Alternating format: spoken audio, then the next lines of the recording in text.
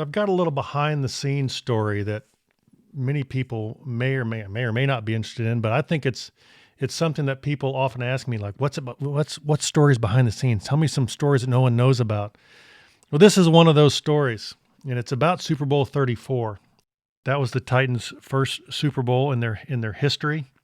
Throughout that season, we had an unbelievable season. Obviously, to make it to the Super Bowl, we were playing the Rams. And so between the championship game and the Super Bowl, there's always 2 weeks. And so you come up with special strategies and trick plays and things that you would normally wouldn't use. But this is the Super Bowl, so you pull out all the stops. So back in those days, there was a type of onside kick that we used to do, which we called the high bounce onside kick. And it ended up being banned from the league because it ended up kind of being a dangerous kick because guys were just getting blasted. And what you did as a kicker is you drove the ball into the ground, and it created this amazingly high hop that you could really control the distance really well. And so the guy who was trying to recover this thing with his hands above his head just absolutely got pummeled. And so that's why they outlawed it. But we used to call this the surprise onside kick because you could use it on a normal kickoff run. You could disguise it well so the opposing team didn't know it was coming. So on this particular game, we had noticed that the Rams lined up in the same formation the whole year. They had 5 guys up on their front line.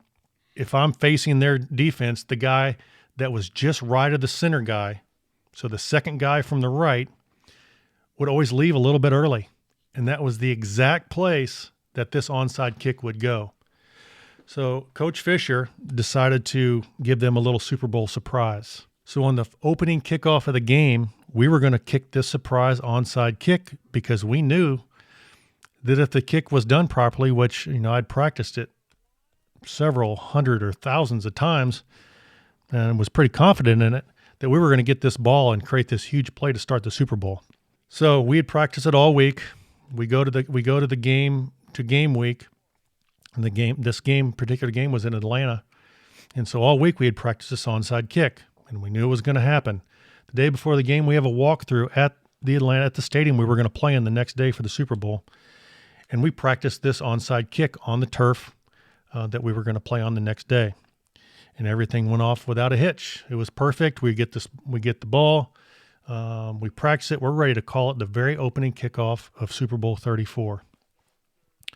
But when we went out on the field, we noticed something a little bit different. And for some reason, and the reason why I still don't know, I have some suspicions, but the Rams put an extra player exactly where this ball was going to come down. They put 6 guys on the front line. So somehow we figured they knew that this was coming.